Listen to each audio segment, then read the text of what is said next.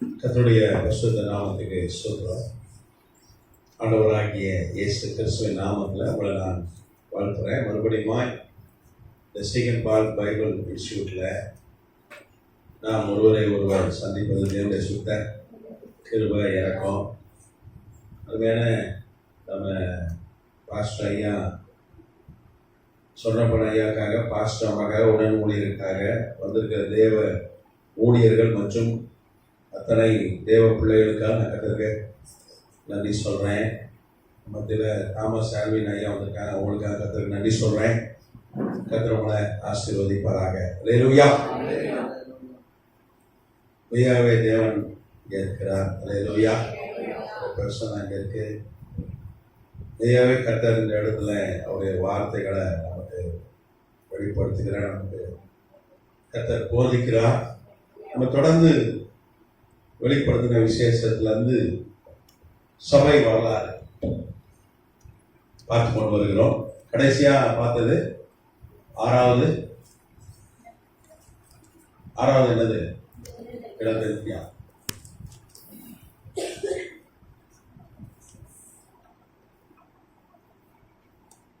சபை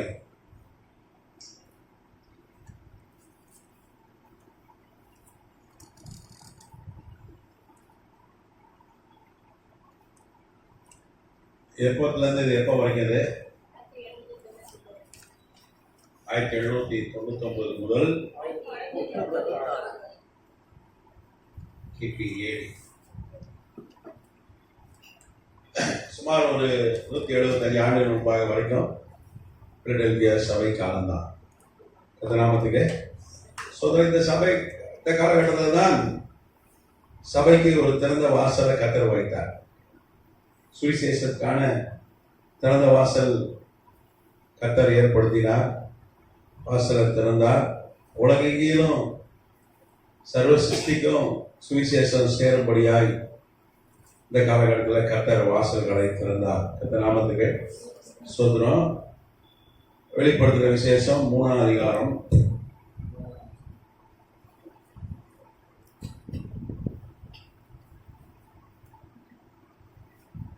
7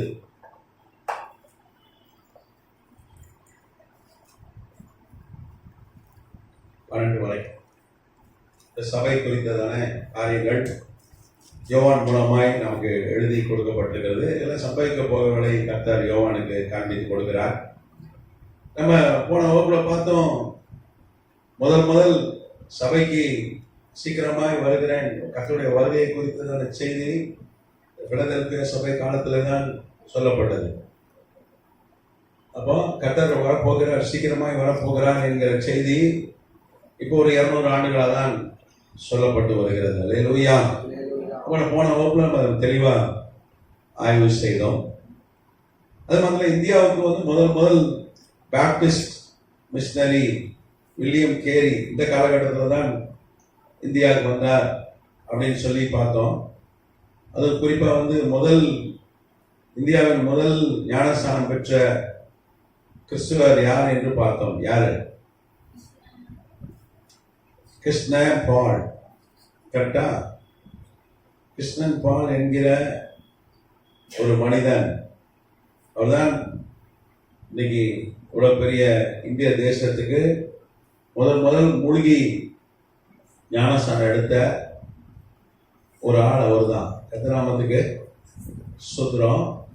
அதை குறித்து போன வகுப்புல நாம் ஆய்வு செய்தோம். அது தொடர்ச்சியாக வில்லியம் கேரியால பெரிய எழுப்புதல் இந்தியாவில் ஏற்பட்டது. நிறைய மொழியில அவர் வேத புஸ்தகத்துல மொழிபெயர்த்து கொடுத்தார்.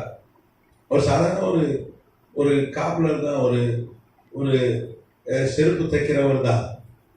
கர்த்தர் வேதம் சொல்றது பலவான்களை வெட்கப்படுத்தும்படி கர்த்தர் என்ன பண்றார்? பலவீனமான ஆட்களை தெரிந்து கொள்கிறார் என்று வேதம் சொல்கிறபடி ஆண்டவர் அவரை கொண்டு நிறைய பைபிள் மொழிபெயர்ப்ப கட்டளையிட்டார். அப்புறம் நம்ம போன வகுப்புல பார்த்தோம், உடன்கட்டை ஏறுதலை அவர் தான் போராடி சக்தி அப்படின்னு ஒண்ணு இருந்தது. அதை குறித்து விளக்கம் பார்த்தோம் போன வகுப்புல. விசேஷமா ஜெபிக்கணும். அவன் முதல் வந்து ஞானசானம் எடுத்தவன் தமிழ்நாட்டை சார்ந்தவன் அல்ல. அவன் யாரு? கிருஷ்ணபால் ஒரு சகோதரர் வந்து அவர் பார்த்தீங்கன்னா பெங்காலத்தை சார்ந்தவர், கல்கட்டாவை சார்ந்தவர். கர்த்தநாமத்துக்கு ஸ்தோத்திரம். அவர் பார்த்தீங்கன்னா 1800 அவர் தான் முதல் ஞானஸ்நானம் பெற்ற முதல் மனிதர். நான் போன வகுப்புல எழுதி போட்டேன். வில்லியம் கேரியை கர்த்தர் கொண்டு வந்தார்.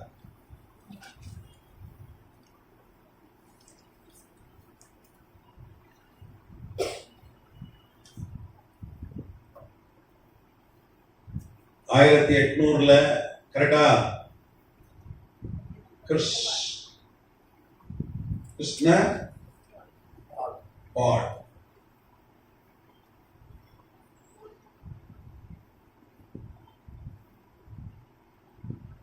இவர்தான் முதல் பலன் இந்தியாவில். இன்னைக்கு இந்தியாவில் பார்த்தீங்கன்னா கோடிக்கணக்கான ஜனங்கள் ஞானஸ்தானம் பெற்றிருக்காங்க. ஞானஸ்தானம் வந்து மூலிகை ஞானஸ்தானம். இந்த 3 சொட்டு தண்ணி தெளிக்கிறாங்க, அது ஞானஸ்தானம் இல்லை. 3 சொட்டு தண்ணி ஊற்றிட்டு ஞானஸ்தானம் கொடுத்தாச்சு போடுறாங்க, அது நான் சொல்லலை. அன்னைக்கு 3 சொட்டு தண்ணி ஊற்றா ஞானஸ்தானம் கொடுத்துருந்தான் இந்தியாவில். ஆனால் முதல் மூலிகை ஞானஸ்தானம் பெற்றவர் யாருன்னா, ஆமா யாரு? ஆமா, கர்த்தநாமத்துக்கு ஸ்தோத்திரம். நீங்க பாத்தீங்கன்னா அவர் வரலாறு பார்த்தீங்கன்னா ஆச்சரியமா இருக்கும். ஞானஸ்நானம் எடுத்து 1804 அவர் வந்து ஊழியக்காரர் ஆயிட்டார். 1804 ஒரு 220 வருஷத்துக்கு முன்னாடி அவர் வந்து ஊழியக்காரர் ஆயிட்டார். ஊழியம் செய்ய ஆரம்பிச்சிட்டார். நீங்க பாத்தீங்கன்னா 18 வருஷம் ஊழியம் செய்தார். நிறைய பாட்டுலாம் எழுதியிருக்காரு. நம்ம பாடுறோம் பாத்தீங்களா, பாமால கீர்த்தன், அதுதான் நிறைய பாட்டு எழுதுன இவர்தான். ஒரு பிராமணர். நிறைய பாட்டு, ஃபேமஸான பாட்டுலாம் எழுதியிருக்காரு. கர்த்தநாமத்துக்கு. இதை வெள்ளக்காரன் டிரான்ஸ்லேட் பண்ணி அவன் நாட்டில் கொண்டு போய் பாடினான். இவர் பாடினார். 18 வருஷம் ஊழியம், 18 ஆண்டுகள். இதுதான் முதல் பேப்டிஸ்ட் இந்திய ஊழியக்காரர். கர்த்தநாமத்துக்கு ஸ்தோத்திரம். பார்த்தீங்கன்னா அவர் ஞானஸ்நானம் நடக்கும்போது 36 வயசு. 36 வயது.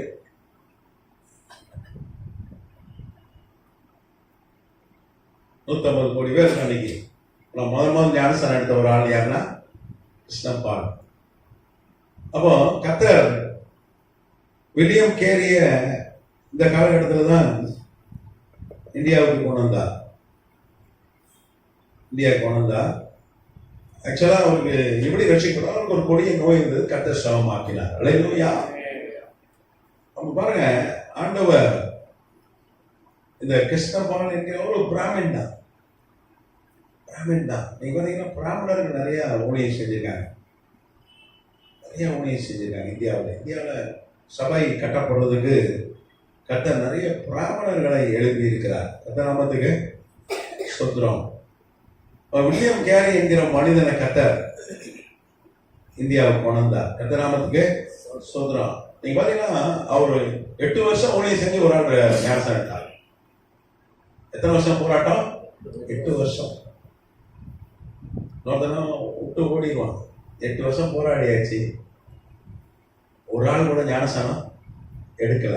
யோசிச்சு பாருங்க. ஆனா பல லட்சம் பேர் ரட்சிக்கப்பட்டார். பிறகு நம்ம வந்து எப்படின்னா 8வது நிமிஷத்துல நமக்கு என்ன பண்ணிடணும்? ரட்சிக்கப்பட்டோம். ஊழியத்தை வந்து 8வது நிமிஷத்துல ஃபயர் அப்படின்னா ஃபயர் இறங்கணும். அது நடக்காது. கர்த்தர் ஒரு வேலையை வச்சிருக்காரு. வில்லியம் கேரி ஜாப் பண்ணி 8 வருஷம் கழிச்சு ஒருத்தன் சோமாயி அவன் ஞானஸ்நானம் எடுத்து ஊழியக்காரன் ஆயிட்டான். எப்பேற்பட்ட ஆத்மா பாருங்க. உடனே 8வது வருஷத்துல ஒரு ஆத்மா ரட்சிக்கப்படுது, ஞானஸ்நானம் எடுத்து உடனே ஊழியர் ஆயிட்டான் 4 வருஷத்துல. அதுக்கப்புறம் நிறைய சபைகள் கட்டினார். இன்னைக்கும் வில்லியம் கேரி புகழை நம்ம பாடும்படி கர்த்தர் செய்திருக்காங்க. அந்த சராம்பூர் வந்து வில்லியம் கேரி ஆரம்பித்த அந்த யூனிவர்சிட்டி தான். அது நாமத்துக்கு இந்தியாவிலே பெரிய பைபிள் காலேஜ் என்னது? ஆமா, அந்த செராம்பூர் தான். கர்த்தர் இந்த காலகட்டத்தில் இந்தியாவில ஒரு திறந்த வாசலை வைக்கிறதை பார்க்கிறோம். அல்லேலூயா. அதுக்கப்புறம் அதோனிராம் ஜட்சன் கேள்விப்பட்டீங்களா? அதோனிராம் ஜட்சன் பெரிய பிரசங்கியார், அமெரிக்க பிரசங்கியார். அவர் வந்து பாத்தீங்கன்னா பர்மால அவரால பெரிய எழுப்புதல் உண்டாச்சு. பர்மால பெரிய எழுப்புதல் கொண்டது யாரு? Adoniram Judson. கேள்விப்பட்டிருக்கீங்களா? அதோனி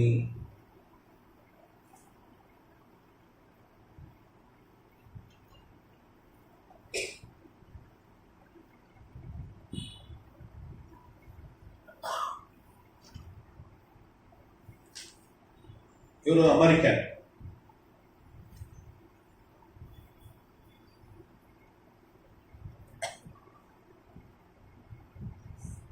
பர்மா, பர்மான்னு ஒரு நாடு இருக்கு நம்ம பக்கத்துல, இந்தியா பக்கத்துல இருக்கா இல்லையா? இந்த நாட்டுல ஒரு கிறிஸ்தவத்தை ஸ்தாபிச்சதே இவர் தான். ஒரு வளமையான ஊழியர். அவர் வந்து எப்படி வந்தார்னா, நம்ம இந்தியாவுக்கு வந்த பொழுது வில்லியம் கேரியை சந்தித்தார். இந்தியாவில் தான் அவர் என்ன பண்ணார்? அவர் ரட்சிக்கப்பட்டு ஊழியத்துக்கு ஒப்பு கொடுத்து இங்கிருந்து தான் போனார் பர்மாக்கு. இப்ப பர்மாக்கு வெள்ளக்காரன் தான் போனாரு ஊழியம் செய்யறதுக்கு. கர்த்தநாமத்துக்கு ஸ்தோத்திரம். ஆனா அவர் யார் மூலமா தொடப்பட்டாரு? வில்லியம் கேரி மூலமா அவர் தொடப்பட்டார். கர்த்தநாமத்துக்கு ஸ்தோத்திரம். கர்த்தர் வில்லியம் கேரிய இந்தியாவில் வல்லமையை பயன்படுத்தினா இந்த உலக கிறிஸ்தவ வரலாறு பார்த்தீங்கன்னா வில்லியம் கேரியுடைய பங்கு, அவர் ஆற்றின பங்கு, சபைக்கு அவர் ஆற்றின பங்கு ஒரு மிகப்பெரிய பங்கு. நீங்க பார்த்தீங்கன்னா பைபிளை பெங்கால் மொழியில, சான்ஸ்கிரிட்ல நிறைய வந்து என்னென்ன மொழியில மொழிபெயர்த்தான எழுதி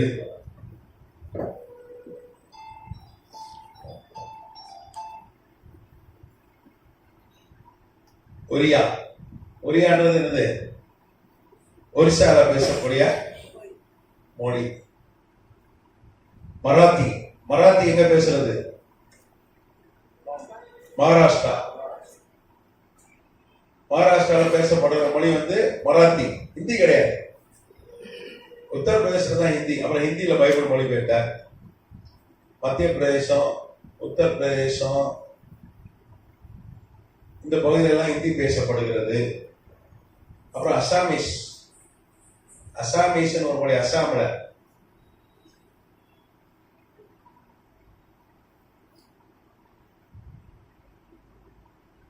அப்புறம் சான்ஸ்கிரிட். சான்ஸ்கிரிட்ல பைபிளை மொழிபெயர்த்தார்.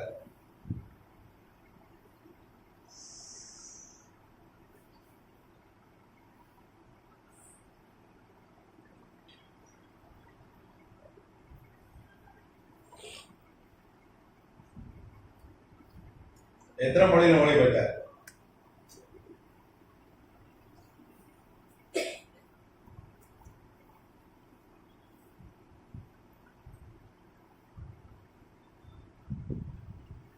எத்தனை மொழியில் மொழிபெயர்த்தாரு சொல்லுங்க பாப்போம்.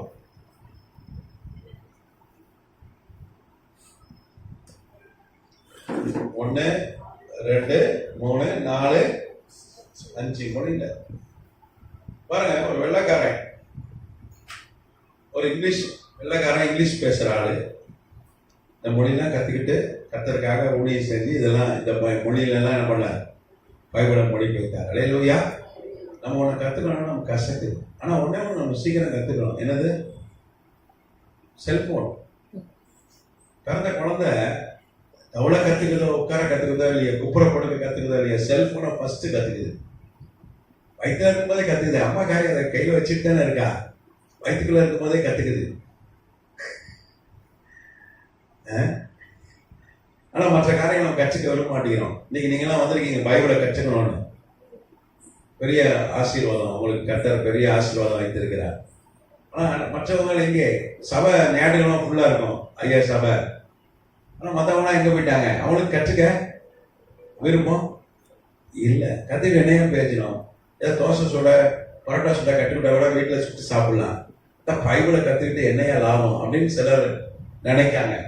ஏதோ சொல்லு, சத்தியத்தை அறிவீர்கள் சத்தியம் வர இதான் விடுதலை ஆகும். வசனம் தான். வெறும் ஜபம் மாத்திரம் பத்தாது.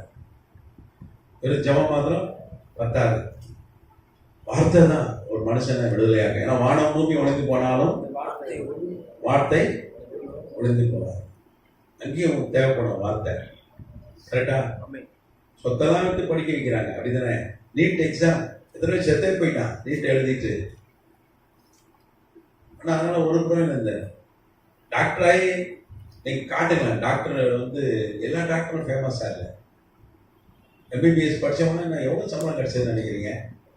இன்ஜினியர் தான் நல்ல காசு வாங்குறான். ஐடியில் போகிறான், ஃபாரின் போகிறான். சர்வசாதாரணமாக அவன் ஏதோ டி நகர் ரங்கநாதருக்கு போயிட்டு வர மாதிரி ஏர்போர்ட்ல ஏறி ஃபாரின் போயிட்டு வந்துடுறான். இந்த ஐடியில் வேலை செய்கிறவனா மாதத்துக்கு 2 தடவை வெளிநாட்டு போகிறவனா சர்வசாதாரணமாக இருக்கான். சும்மா சர்வசாதாரணமாக. எங்கள் சபைக்கு ஒரு தம்பி வருவான், ஒரு டவுசர் ஒன்று போட்டு அப்படியே போவான் ஃப்ளைட்டில். எங்கே அமெரிக்கா போவான், ஆஸ்திரேலியா போவான், யூரோப் போவான், துபாய் போவான். சும்மா சாதாரண விஷயமா ஒரு பேக் ஒரு மாட்டு போயிட்டே இருப்பான். ஆனால் டாக்டரால் போக முடியுமா? முடியாது. எல்லா டாக்டரும் கவர்மெண்ட் வேலை கிடைச்சிருந்தா தனியார் ஆஸ்பத்திரி போனால் எவ்வளோ சம்பளம் தருவான் தெரியுமா? 30,000 கிடைச்சாலும் பெரிய விஷயம். ஒரு 2 வீலர் கூட வாங்க முடியாத டாக்டர் எனக்கு தெரியும், தெரியுமா? 2 வீலர் வாங்க ஆசையா இருக்குன்னு சொல்ற டாக்டர் எனக்கு தெரியும். ஆனா நீட்டு டாக்டர் ஏதோ மாசம் 1 கோடி ரூபாய் கொட்டிடும்னு நினைக்கிறேன். அதுக்காக அப்படி செத்து கூட போயிடலாம். அதுக்காக லட்சமா சொல்ல பண்ணி அவன் கோச்சிங் போறான், சொத்தெல்லாம் வித்து டாக்டர் சீட் வாங்குறான். அது ஒரு மோகம். அது தனியாருக்கான நல்லா அறுவடை பண்ணிடலாம். கரெக்டா? ஒரு 4 கோடி ரூபாய் செலவு பண்ணி டாக்டர் படிக்க வைக்கிறோம். 4 கோடி ரூபாய் வீடு கட்டிட்டா அதுக்கு நல்ல வாடகை வரும். ஆமா, அதுக்கு எவ்வளவு கடை திறக்க வேண்டியதான். கிளினிக் திறந்து லாஸ்டியான டாக்டர்னால கூட்டம் வரும். எல்லா டாக்டரும் கூட்டம் வருதா? எனக்கு தெரிஞ்சு சும்மா கிளினிக் திறந்துட்டு ரோட்ல நின்று கதை பேசுற டாக்டர்லாம் தெரியும்.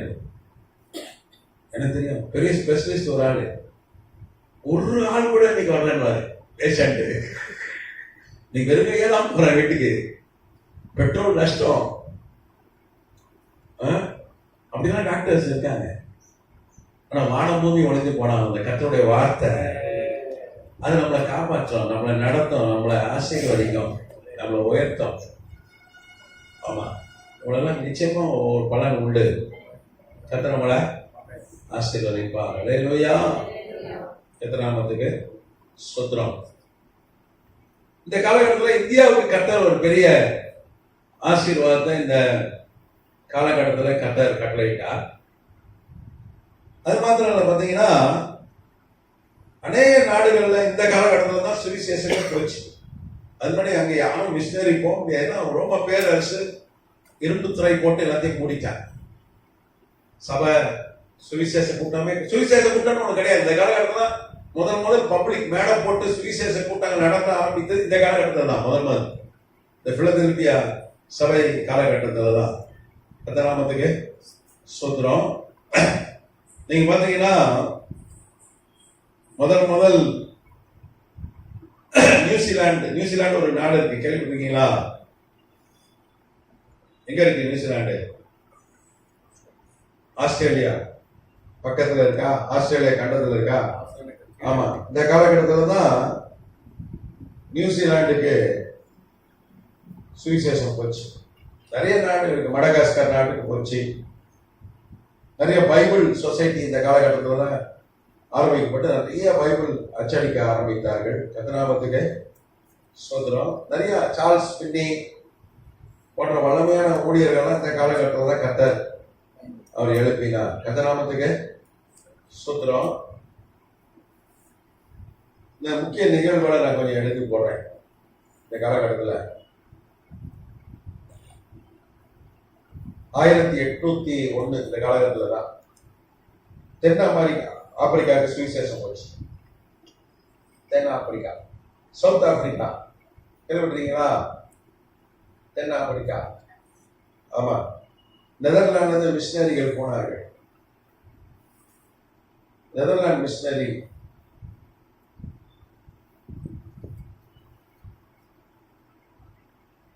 மிஷினரிகள் போய் என்ன பண்ணாங்க, அங்க போய் சுவிசேஷம் சொன்னாங்க. அதுக்கப்புறம் பாத்தீங்கன்னா நம்ம இந்தியாவுக்கு வில்லியம் கேரி வந்தார். அமெரிக்காவில் ஒரு பெரிய எழுப்புதல் உண்டாச்சு. இந்த காலகட்டத்தில் அமெரிக்காவில் ஒரு பெரிய எழுப்புதல் உண்டாச்சு. சார்ல்ஸ் பின்னின்னு ஒரு ஊழியக்கார கதை இந்த காலகட்டத்தில் எழுப்பினார். கட்ட நாமத்துக்கு சுத்திரம். சார்ல்ஸ் பின்னியை வந்து கேள்விப்பட்டிருக்கீங்களா? அவர் பிரசங்கம் பண்ணாங்கன்னா சுத்துப்பட்டில் இருக்க எல்லா மக்களும் பாவ உணர்வு அடைந்து அழுது ஒப்பு கொடுப்பான், அழுவான். அவரு ஒரு வாட்டி ஒரு ஃபேக்டரிக்கு ஜாப் பண்ண அவரை கூப்பிட்டார். ஒரு பெரிய ஃபேக்டரி, நிறைய தொழிலாளர். இந்த முதலாளி கூப்பிட்டு போனாரு. அதை கேலி செஞ்சாங்க ஒரு சிலர். அவரை பார்த்து நக்கல் பண்ணி நையாண்டி பண்ணி சிரிச்சாங்க. என்ன சொல்லி சிரிச்சாங்க? இந்த ஊழியக்காரன் நம்ம ஃபேக்டரியில் என்ன வேலை, ஈக்கு கொல்லப்பட்டல என்ன வேலைன்ற மாதிரி கேள்வி பண்ணாங்க. அவளை பார்த்தார், அவ்வளோதான், வேற ஒன்றும் செய்யல. அவ பார்த்தார், அவ்வளோதான். அவங்க அழுது பாவ உணர்வு அடைந்து கர்த்தருக்கு அங்கேயே போகிறார். வல்லமையான ஒரு ஊழியர். அந்த மாதிரி ஒரு அபிஷேகம் சார்ல்ஸ் பிண்டிக்கு இந்த காலகட்டத்தில் தான். நீங்க பார்த்தீங்கன்னா அமெரிக்காவில் பார்த்தீங்கன்னா ஒரு பெரிய எழுப்புதல் எப்போ வந்துச்சுன்னா 1830 கர்த்தர் சார்ல்ஸ் பிண்டி போன்ற ஆட்களை பயன்படுத்தினார்.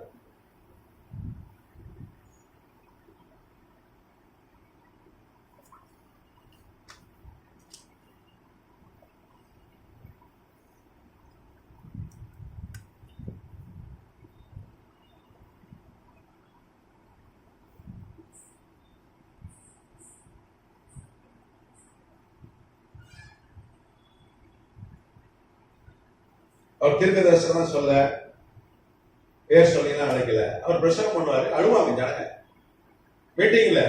அந்த பகுதியில் இருக்கிற இப்போ ஒரு பெரும்பாகத்தில் மீட்டிங் நடத்தினாருன்னா பெரும்பாகத்தில் ஜனம்னா வீட்டில் அழுவோம், பாவ உணர்வு அடைஞ்சு ஓடி வந்துடும். அப்படி ஒரு அபிஷேகத்தை அவர் கர்த்தர் கொடுத்தார். ஒரு வளமையான ஒரு ஊழியக்காரர், கர்த்தர் நாமத்துக்கு ஸ்தோத்திரம். அவரை கொண்டு கர்த்தர் ஒரு பெரிய எழுப்புதல், அமெரிக்கா வரலாற்றிலே அப்படி ஒரு எழுப்புதல் பார்க்கல. அப்படி ஒரு எழுப்புதலை கர்த்தர் கொண்டு வந்தார். நிறைய ஊழியர்கள் அமெரிக்கால நம்ம எழுப்பினாங்க. தியோடர் வெல்டன் ஒரு ஊழியக்காரர், சார்ல்ஸ் பின்னி மாத்திரம் இல்ல, தியோடர்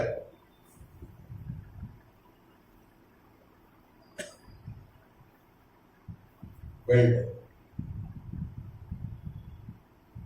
அப்புறம் ஜான் அப்ரே நோயஸ்,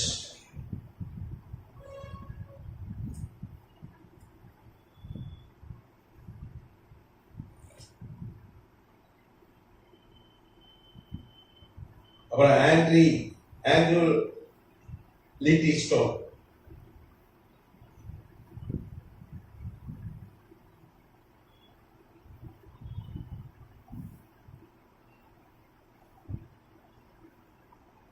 அன்னைக்கு வல்லமையான ஊழியர்கள். கேள்விப்பட்டீங்க அவங்களை பத்தி?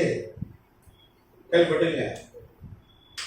நமக்கெல்லாம் வந்து பெரிய ஊழியக்காரன்னா பெரிய பில்டிங் இருக்கணும், பெரிய கார்ல வரணும். ஆனா இவரும் வல்லமையான ஊழியக்காரர்கள். கர்த்தர் நாமத்துக்கு ஸ்தோத்திரம். இந்த காலகட்டத்தில் தான் கர்த்தர் அமெரிக்கால மிகப்பெரிய எழுப்புதலை கட்டளையிட்டார். இங்கதான் வந்து முதல் தாய்லாந்துக்கு சுவிசேஷம் இந்த காலகட்டத்தில் போச்சு. தாய்லாந்து கேள்விப்பட்டிருக்கீங்களா? தாய்லாந்துக்கு யாருமே போல, இப்பதான் போனாங்க. 1833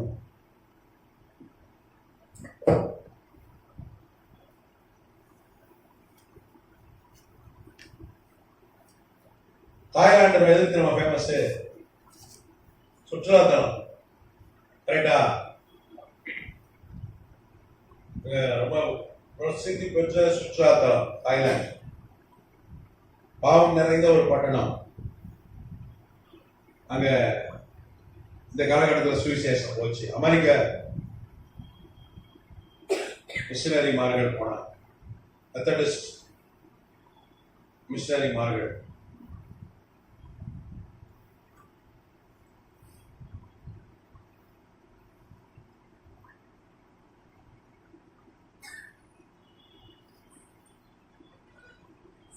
ஏன் ஆண்டவர் அமெரிக்கா ஆசிரியர் வச்சிருக்காங்க, அங்கேருந்து புறப்பட்டு போய் என்ன பண்ணா, போய் ஊழியம் செஞ்சான். தியாகம் பண்ணி அவன் காசு செலவு பண்ணி போய் ஊழியம் செய்தான். அதனால கர்த்தர் என்ன பண்ணார், அமெரிக்காவை ஆசீர்வாதம். இன்னைக்கு வரைக்கும் அமெரிக்கா ஆசீர்வாதமா இருக்குது. காரணம் அங்கிருந்து தான் என்னாச்சு, நிறைய மிஷனரிகள் புறப்பட்டு வந்தாங்க. ஒரு காலம் இங்கிலாந்து வந்தாங்க, கர்த்தநாமத்துக்கு ஸ்தோத்திரம். அதுக்கப்புறம் பார்த்தீங்கன்னா இந்த காலகட்டத்தில் தான் 1800 ஆப்பிரிக்கா ஒரு இருண்ட கண்டம். 1840 டேவிட் லிவிங்ஸ்டன் கேள்விப்பட்டிருக்கீங்களா? ஆப்பிரிக்கான ஒரு கட்டம்னே கட்டத்துல போய் அவர் தான் முதல் ஊழியம் செய்தார், டேவிட் லிவிங்ஸ்டன். ஆமா, டேவிட்.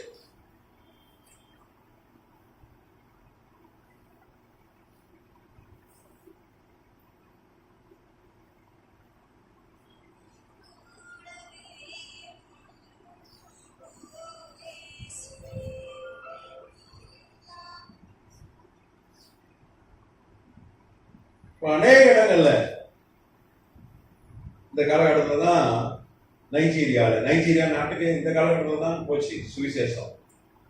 நைஜீரியாவிலேருந்து ஒரு சகோதரன் வந்து என் கூட தங்கியிருந்தார். அவர் ஒரு டாக்டர். அவர் டாக்டர்னா சயின்டிஸ்ட். அவர் டாக்டர்னா மருத்துவம் பார்க்குற டாக்டர் இல்லை, சயின்டிஸ்ட். கத்தர் பேசி அவர் இந்தியாவுக்கு வந்து என் கூட தங்கியிருந்து படித்து இப்போ அங்கே சபை நடத்துகிறார் நைஜீரியாவில். ஆனால் அந்த நைஜீரியாவுக்கு 1842 மிஷனரிகள், வெள்ளைக்கார மிஷனரி போய் அங்கே ஊழியம் செய்து அங்கே கர்த்தர் இன்னைக்கு நிறைய அங்கே கிறிஸ்தவர்களை கட்டளையிட்டு இருக்கிறார். கர்த்தராமத்துக்கு சோத்திரம். நீங்க சீனாக்கெல்லாம் இந்த காலகட்டத்தில் சுவிசேஷம் போச்சு. சீனால தான் இன்னைக்கு உலகத்திலே அதிக கிறிஸ்தவர்கள் இருக்கிறார்கள். 40 கோடி கிறிஸ்தவர்கள் இருக்கிறதாக ஒரு கணக்கு சொல்லுகிறது. சீனால தான் பெரிய எழுப்புதல் இன்னைக்கு. ஆனா அந்த இந்த காலகட்டத்தில் தான் சீனாக்கு சுவிசேஷம் போச்சு. சீனாவில் பார்த்தீங்கன்னா அங்கே கதவுகள் அடைக்கப்பட்டிருந்தது. இந்த காலகட்டத்தில் கர்த்தர் சீனால கதவை திறந்தார். கர்த்தநாமத்துக்கு ஸ்தோத்திரம். சீனால பார்த்தீங்கன்னா இன்னைக்கு பெரிய எழுப்புதல். அங்க சுவிசேஷத்துக்கு அங்க தடை இருந்தாலும் தடை இருக்காங்க. சுவிசேஷத்துக்கு திறந்த வாசல் இன்னைக்கு அங்க இல்லை. ஆனாலும் அங்க இருக்கிற ஜனங்கள் பெரிய எழுப்புதலை கண்டுட்டு இருக்காங்க. காரணம் அங்க எப்படின்னா எல்லாருக்கும் பைபிள் மனப்பாடமா தெரியும். பைபிள் மனப்பாடமா அவங்களுக்கு தெரியும். வசனம் அங்க மைக்கு பெரிய மியூசிக் செட் எல்லாம் கிடையாதுங்க. ரகசியமா தான் கர்த்தரை ஆராதிக்கணும். சர்ச்சைக்கு போனாலே 3 வருஷம் ஜெயில். ஊழியக்காரன் எத்தனை வருஷம் ஜெயிலு? 7 வருஷம் ஜெயிலு. கர்த்தர் சீனால பெரிய காரியங்களை செய்திச்சு வரார். கர்த்தநாமத்துக்கு ஸ்தோத்திரம். அப்ப இந்த காலகட்டம் தான் ஒரு பொற்காலம் என்று சொல்லலாம். பொற்காலம் என்று சொல்லலாம். நிறைய இடங்கள்ல உலகெங்கிலும் சுவிசேஷம் போய் ரீச் ஆன காலம் இந்த காலகட்டம் தான். காரணம் என்ன? கர்த்தர் திறந்த வாசல் என்ன பண்ணார்? சுவிசேஷ திறந்த வாசலை கர்த்தர் இந்த காலகட்டத்தில் வைத்தார். கர்த்தநாமத்துக்கு ஸ்தோத்திரம்.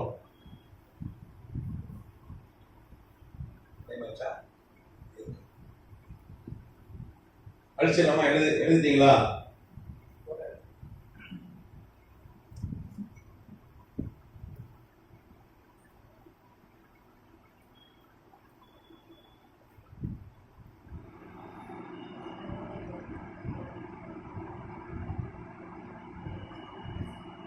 ஜார்ஜ் முல்லர் தான் கேள்விப்பட்டிருக்கீங்களா? அவன் இந்த காலகட்ட மிஷனரிகள் தான். அவர் ரஷ்யாவை சார்ந்தவர் ஜார்ஜ் முல்லர். அவர் இங்கிலாந்துல போய் செட்டில் ஆனார். யூதர்களுக்கு சுவிசேஷம் சொல்லணும்னு போனவர். ஜார்ஜ் முல்லர் தான் ஒரு பெரிய விசுவாச வீரர் என்று பார்க்கிறோம். காரணம் கேள்விப்பட்டீங்க ஜார்ஜ் முல்லரை குறித்து.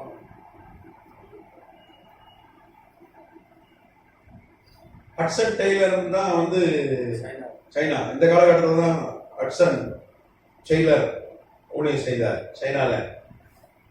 சைனால சுவிசேஷம் இந்த காலகட்டத்தில் தான் போச்சு. சரி, அப்போ இந்த 6வது சபை காலம் கர்த்தர் சுவிசேஷத்துக்கு திறந்த வாசலை வைத்த காலமாக இருக்கிறது. அப்போ இந்த காலகட்டத்துல நான் சீக்கிரமா வரேன்னு கர்த்தர் சொன்னார். அது மாத்திரம் இல்ல, ஜெயம் கொடுக்கிறவன் 12ஆம் வசனம் வாசிங்க.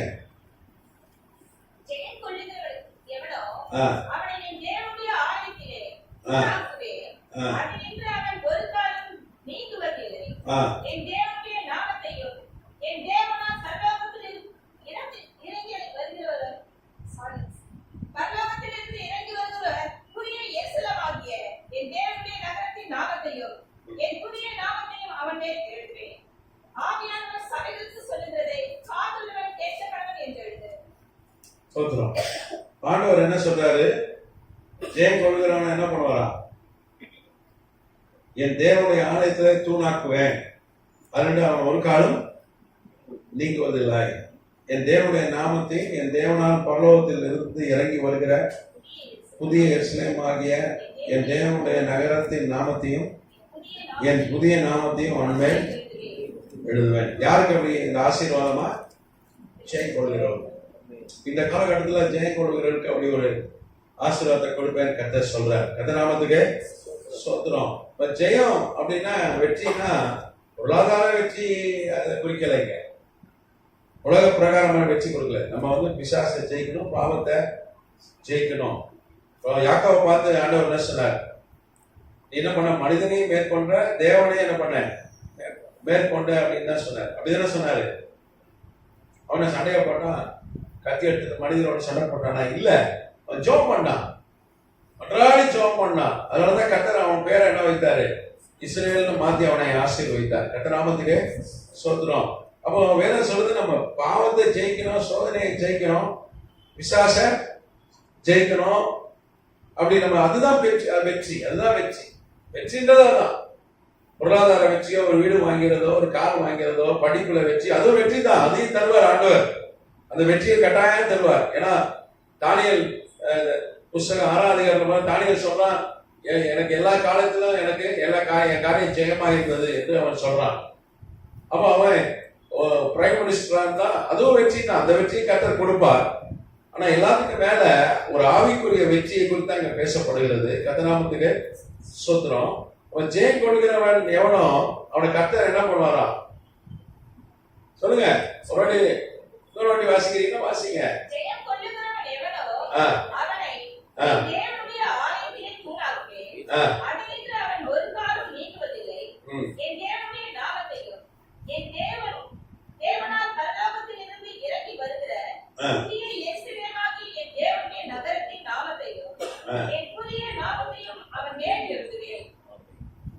Praise the Lord. Hallelujah. இங்க பாத்தீங்கன்னா ஜெயம் கொடுக்கிறவனுக்கு கர்த்தர் கொடுக்கிற ஆசீர்வாதம் இதான். கர்த்தர் நாமத்துக்கு ஸ்தோத்திரம். நான் சொன்னேன், சீனால இந்த காலகட்டத்தில் தான் சுவிசேஷம் போச்சுன்னு சொன்னேன். நீங்க சீனால பாத்தீங்கன்னா முதல் ரட்சிக்கப்பட்ட ஆள் யாருன்னா காய் காவோ.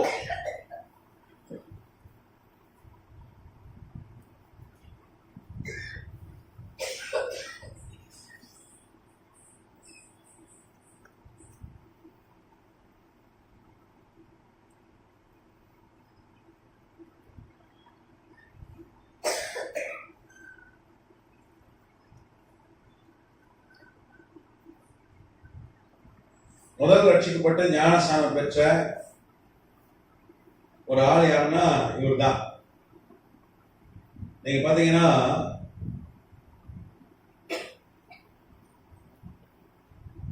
இந்த பிலதெல்பியா சபை காலத்துல தான் அது நடந்தது. கர்த்தர் நாமத்துக்கு ஸ்தோத்திரம். பிறகு இவர் தான் என்ன பண்ணார்? சீனா மொழியில பைபிள் அச்சடித்தார். பிரிண்டிங் பிரஸ், பைபிள் அச்சடித்து கர்த்தருக்காக சட்டம் படிச்சார். ஆண்டவர் எவ்வளவு பெரிய காரியங்கள் செய்கிறார். இவர் வாழ்க்கை பாத்தீங்கன்னா ஆச்சரியமா இருக்கும். அவங்க அப்பா பெரிய பணக்காரர், கப்பல் முதலாளி, சொந்தமா கப்பல் வைத்திருந்தார். நீங்க பாத்தீங்கன்னா 1814 தான் ஞானஸ்நானம் பெறுகிறார்.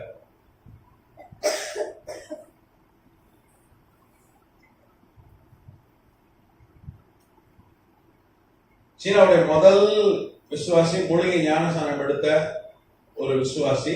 அதுக்கப்புறம் கர்த்தருக்கு உடைய ஊழியத்தை செய்கிறாரு. நிறைய ஆட்கள், ஆயிரக்கணக்கான மக்கள் இவரை கொண்டு கர்த்தர் ரட்சித்தார். கர்த்தராமத்துக்கு ஸ்தோத்திரம். அவர் எப்படி ரட்சிக்கப்பட்டார்னா 16 வயசுல ரட்சிக்கப்பட்டார். அப்ப 16 வயது. அவங்க அப்பாவுக்கு 2 பிள்ளைங்க. இவரு சின்னவர். அவனுக்கு ஒரு அண்ணன் உண்டு. அவங்க அப்பாவுக்கு சொந்தமா கப்பல்லாம் இருந்தது. ஒரு கப்பல் கடல்ல வரும் பொழுது அது மூழ்கிச்சு. அந்த மூழ்கினதுனால அவங்க அப்பா பெரிய கடன்காரன் ஆயிட்டார். அதில் செத்து போயிட்டார் அவங்க அப்பா. அண்ணன் கடன் ஜாஸ்தினால அண்ணனை கைது பண்ணிட்டாங்க. அண்ணன் வயசுல பெரியவர். அந்த நாட்டு சட்டம் கடனை இவர் கொடுக்காதனால அவரை கைது செஞ்சாங்க. அப்படிப்பட்ட சூழ்நிலை இருந்தவர் தான் கர்த்தர் என்ன பண்ணார், தொட்டு ரசித்து அத்தனை கடனை அடைச்சார். இன்னைக்கு மதிப்பு பார்த்தீங்கன்னா எப்படி பார்த்தாலும் ஒரு 500 கோடி ரூபாய் கடன். எவ்வளவு கடனை இன்னைக்கு மதிப்பு எவ்வளவு கடன் வச்சிருந்தாரு அப்பா? 500 கோடி. பெரிய தொழில் செஞ்சு கீழே விழுந்தாரு.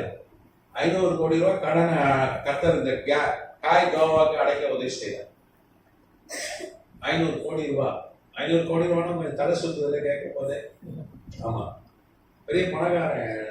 500 கோடினா பெரிய பணக்காரன். கர்த்தர் பெரிய காரியங்களை செய்கிறவர். அல்லேலூயா. இந்த காலகட்டத்தில் தான் அவ்வளோ திறந்த வாசல் கர்த்தர் வைத்தார். இப்போ பிலதெல்பியா சபை காலம் என்பது ஒரு பொற்காலம். கர்த்தர் நாமத்துக்கு ஸ்தோத்திரம். அடுத்த சபை காலத்துக்கு போயிடுவோமா? 7வது சபை காலம்.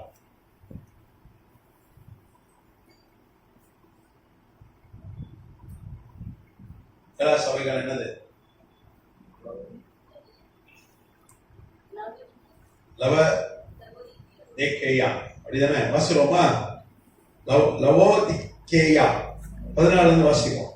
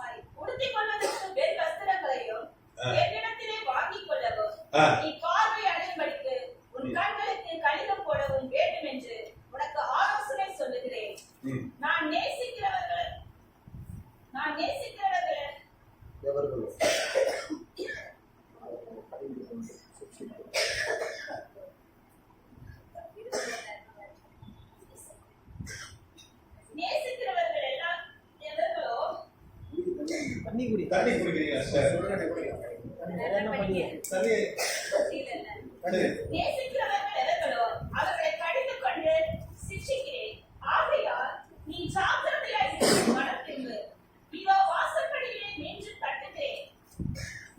போதும் சார், போதும். தண்ணி குடிங்க சார். கர்த்தர் சுகம் கொடுப்பாராக. அல்லேலூயா.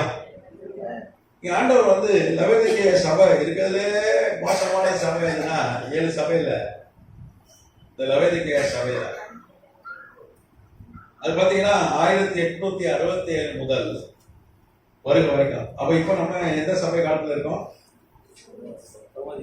லவோதிக்கேய சபை.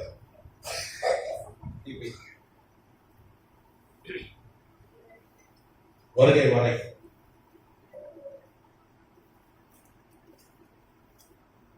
அந்த சபையெல்லாம் ஆண்டவர் நல்லா பாராட்ட. உன் கிரியை அறிந்திருக்கிறேன், உன் பொறுமை எனக்கு தெரியும், உன் அன்பு தெரியும், உன்னுடைய கிரியை முந்தின கிரியையோட பிந்தின கிரியை அதிகமா இருக்கு,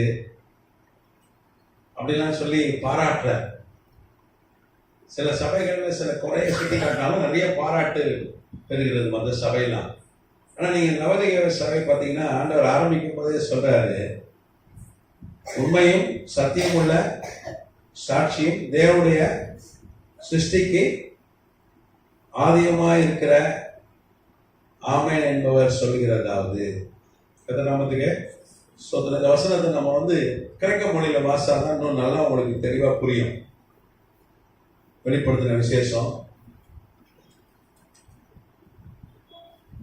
3ஆம் அதிகாரம் 14ஆம் வசனம்.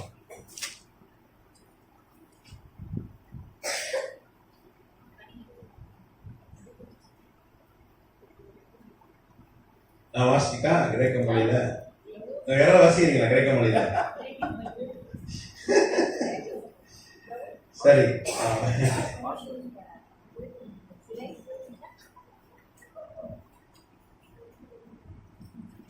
சரி. கிரேக்க மொழி பைபிள் சொல்லுது, இங்க ஆண்டவர் தன்னை எப்படி வெளிப்படுத்துகிறார் இந்த சபைக்கு? உண்மையும் சத்தியமுள்ள சாட்சி, அப்புறம் தேவனுடைய சிருஷ்டிக்கு ஆதி. இதை வச்சுதான் இந்த யெகோவா சம்மா, இந்த யெகோவா விட்னஸ் மணிக்கிறேன், யெகோவா சம்மா யெகோவா விட்னஸ் ஆட்கள் இயேசு கிறிஸ்து உண்டாக்கப்பட்டவர் அப்படின்றான். நீங்க நல்லா கவனிங்கன்னா தமிழ் பைபிள் படிச்சுட்டு எந்த மொழிக்கு வந்துடக்கூடாது. கரெக்டா? தமிழ் பைபிள் சின்ன சின்ன டிரான்ஸ்லேட் பண்ணும்போது சின்ன சின்ன பிள்ளைகள், தவறுகள், குற்றம் அப்படிலாம் சொல்ல முடியாது. சின்ன சின்ன பிள்ளைகள் இருக்கு. நீங்க பாத்தீங்கன்னா மூல பாஷை கிரேக்க மொழியில தான் கர்த்தர் யோவானை கொண்டு இந்த வெளிப்படுத்தின விசேஷத்தை நமக்கு எழுதி கொடுத்திருக்கிறார். கர்த்தர் நாமத்துக்கு ஸ்தோத்திரம். நீங்க பாத்தீங்கன்னா ஆமென், ஆமென்னா என்ன அர்த்தம்? எபிரேய மொழியில ஆரம்பம்னு அர்த்தம். ஆண்டவர் ஆரம்பத்திலே சொன்னாரு, யோவானை நான் தான் ஆதி, நான் தான் அந்தம், நான் தான் அல்பா, நான் தான் ஒமேகா. அப்படியா? அப்போ ஆரிஜின், ஆதி, நான் ஆரிஜின் சொல்லுவாங்க, ஒரிஜின் மூலம் அப்படின்வாங்க. கரெக்டா? ஆமைன்னு அதான் அர்த்தம். அப்போ அவர் சொல்றாரு, நான் தான் எல்லாத்துக்கும் ஆரம்பம் இருப்பார், நான் தான் ஆதி, நான் தான் அல்பா அப்படின்னு சொல்றாரு. அதுதான் ஆமை. சரியா? அதுக்கப்புறம் அவர் என்ன சொல்றாரு? நான் உண்மை உள்ள சத்தியம் உள்ள சாட்சி. ஆண்டவர் சொல்றாரு, நானே வழியும் சத்தியமும் ஜீவனுமா இருக்கிறேன். அதுதான் நீங்க பாத்தீங்கன்னா இங்க சத்தியம்ன்ற வார்த்தைக்கு அல தினாஸ், அலை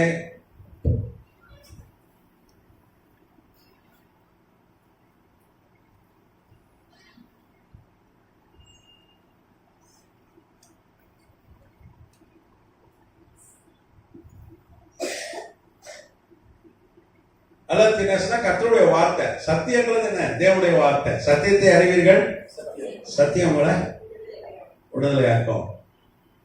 நீங்க பாத்தீங்கன்னா அது மாத்திரம் இல்ல, இந்த சாட்சி, சாட்சி அப்படின்னா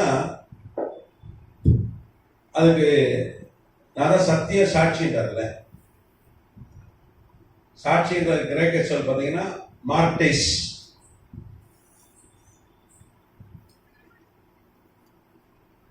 மார்டிஸ் அப்படின்னா நீங்க பாத்தீங்கன்னா ரத்த சாட்சின்னு அர்த்தம். என்னது? ரத்த சாட்சி.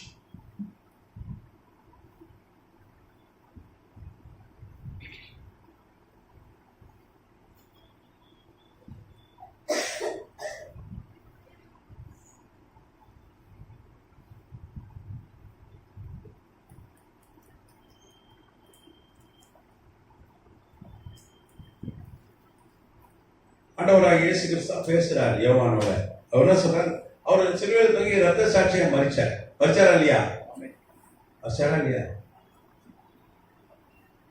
கரெக்டா? ரத்தம் சிந்தி மறித்தார்.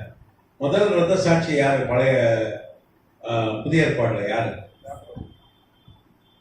யோவான் இல்லையா? யோவான் தலையை வெட்டிட்டாங்க, அவனும் ஒரு ரத்த சாட்சி. அவர் சொல்றாரு, ஆண்டவர் சொல்றாரு, நான் என்ன சொல்றாரு? நான் தான் ஆமேன். ஆமேன்னா அதான் எல்லாத்துக்கும் ஆரம்பம். நான் தான் ஆதி, நான் தான் அல்பா அப்படின்னு சொல்றாரு. அது மாத்திரம் இல்ல, நான் தான் வார்த்தை, அலத்தீனோஸ், தேவனுடைய போதனைகள் வசனங்கள் அர்த்தம். அவர் தான் வார்த்தை. கர்த்தநாமத்துக்கு ஸ்தோத்திரம். அது மாத்திரம் இல்ல, தேவனுடைய சிருஷ்டிக்கு ஆதி அப்படின்னா முதல் சிருஷ்டி நான் தான் அப்படின்னு இவங்க சொல்லுவாங்க. அதனால இவ்வளவு இயேசு உண்டாக்கப்பட்டவர்னு சொல்லுவாங்க. ஆனா நீங்க பாத்தீங்கன்னா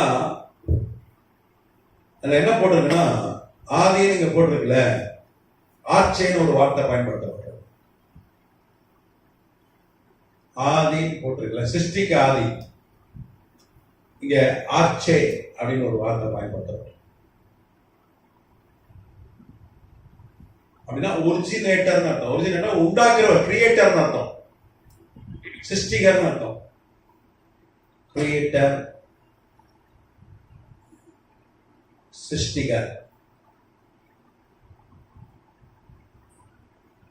வேதம் சொல்லுது ஆண்டவராக இயேசு கிறிஸ்து தான், அவருக்காகவும் அவர் மூலமாகவும் தான் எல்லாம் உண்டாக்கப்பட்டது. வேதம் சொல்லுது.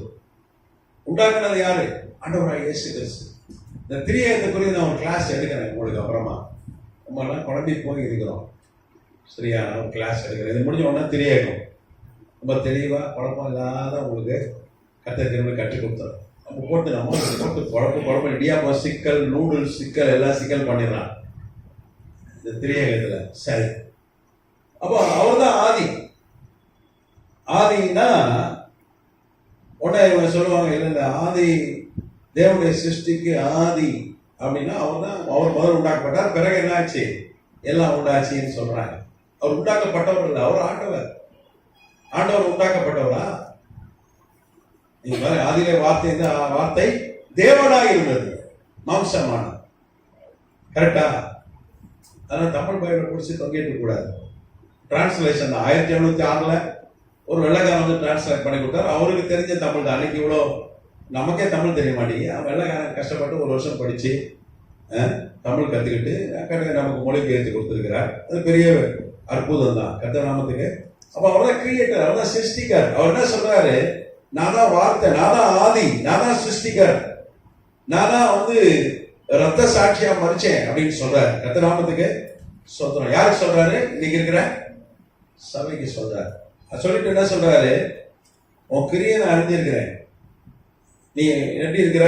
குளிரும் இல்ல, அனல் இல்ல. நீங்க தீர்த்திர சபையை பார்த்து சொல்லும் போது சொல்றாரு, அப்பா உன் கிரியை நான் அறிஞ்சிருக்கிறேன். நீங்க பாத்தீங்கன்னா தீர்த்திர சபை கிட்ட சொல்றாரு, வெளிப்படுத்தின விஷயம் 2ஆம் அதிகாரம் 19ஆம் வசனம் சொல்றாரு, உன் கிரியைகளையும், உன் அன்பையும், ஊழியத்தையும், விசுவாசத்தையும், உன் பொறுமையும், நீ முன்பு செய்த கிரியைகளையும் பின்பு செய்த கிரியைகள் அதிகமாக இருக்க அறிஞ்சிருக்கிறேன். பாராட்டுறார். ஆனா இங்க சொல்றாரு, எப்பா உன் கிரியை எனக்கு தெரிஞ்சியா, நீ என்ன வேலை செய்யறன்னு தெரியும், அனுபவம் இல்ல, ஒண்ணும் இல்ல. நான் என்ன பண்ண, உங்களை வாந்தி பண்ணி போட்டுருவேன். உங்களை அனலாரு இல்ல, ரெண்டுமே நல்லா ஆவிக்குரிய நிலைதான். ரெண்டு கட்டான இருக்கக்கூடாது, ரெண்டு கட்டான இருக்கலாம். இன்னைக்கு இப்படி இருக்கு சபை, இந்த காலகட்டம் ரெண்டு கட்டானா இருக்கு. பயராம ஆனா அனலும் இல்ல, குளிரும் நல்ல நிலைதான், ஆவிக்குரிய நிலைதான். அனலும் ஆவிக்குரிய நிலைதான்.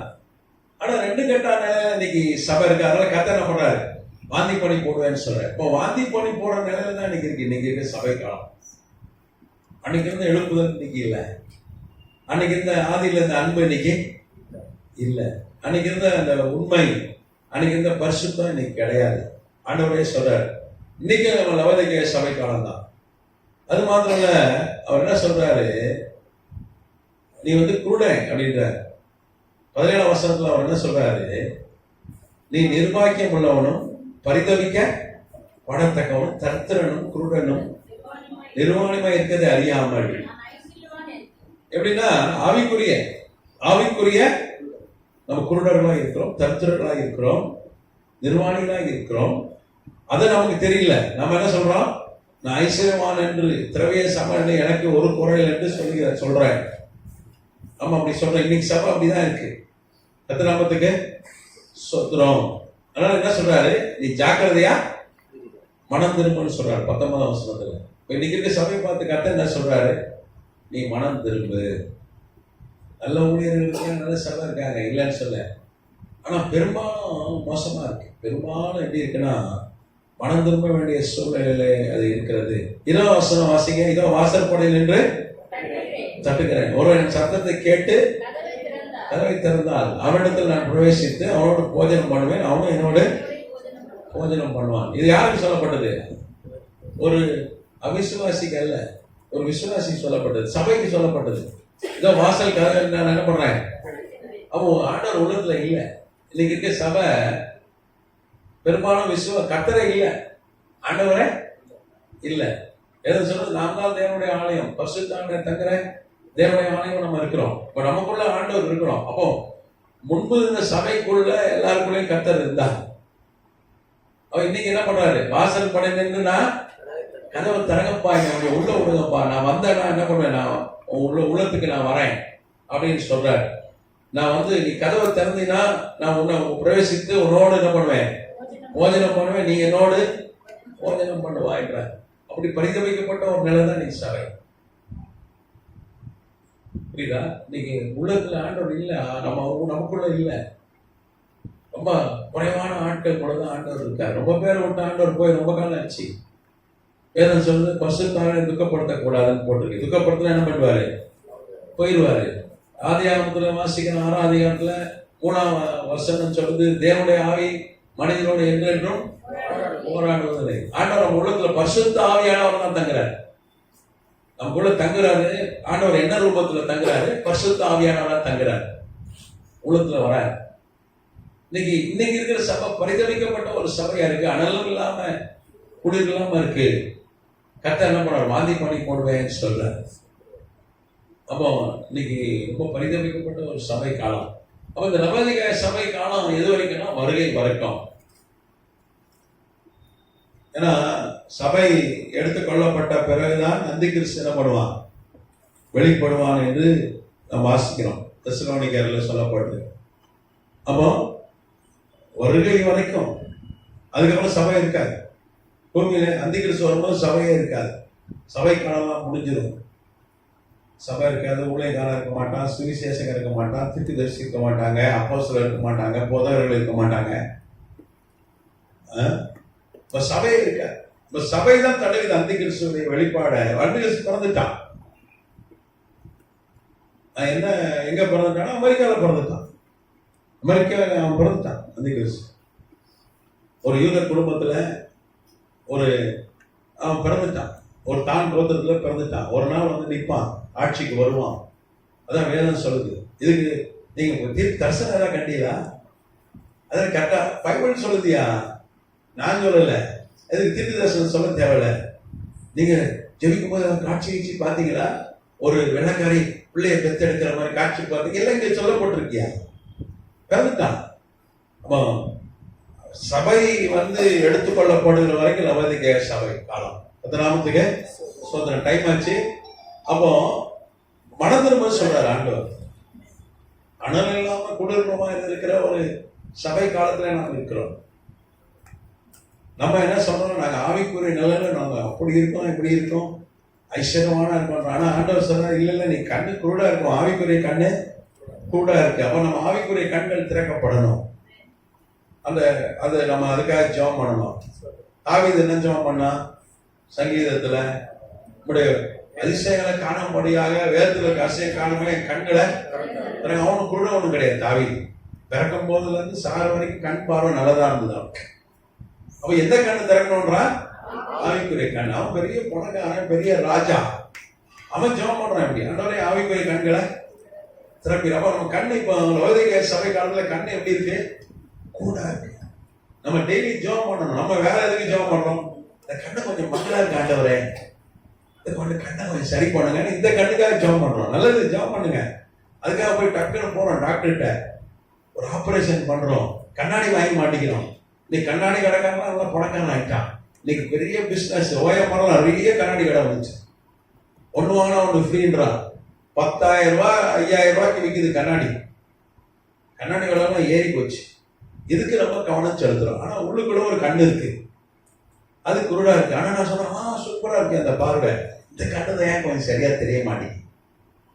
இந்த கண்ணுக்காக நம்ம ஏதாவது ஒரு பிரயாசம் பண்ணோம்னா நம்ம ஜெபம் பண்ணணும். ஆண்டவரே என்னுடைய ஆவிக்குரிய கண்கள் திறக்க. ஆண்டவர் மனம் திரும்புன்ற லவோதிக்கேய சபை காலத்தை பார்த்து ஆண்டவர் சொல்றாரு மனம் திரும்ப. ஆனா சில ஊழியர்கள் இல்லை, இது எழுப்புதல் எழுப்புதல் எழுப்புதல், அந்த எழுப்புதல் இருக்கு, அப்படி இருக்கு இப்படி இருக்குன்றாங்க.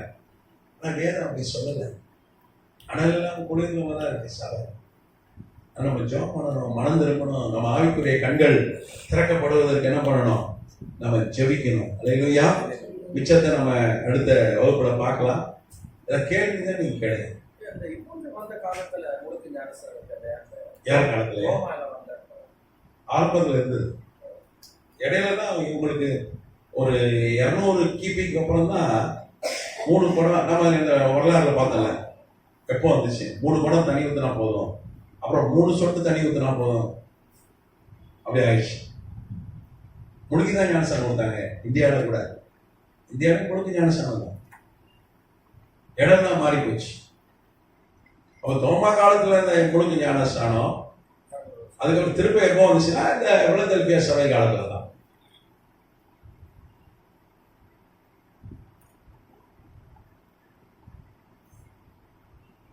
சபை அந்த ஞானஸ்தான வரலாறு படிக்கும்போது பார்த்தீங்கன்னா ஒரே ஒரு ஆள் தான் 16ஆம் நூற்றாண்டு தான் ஞானஸ்தானம் திரும்ப வந்துச்சு.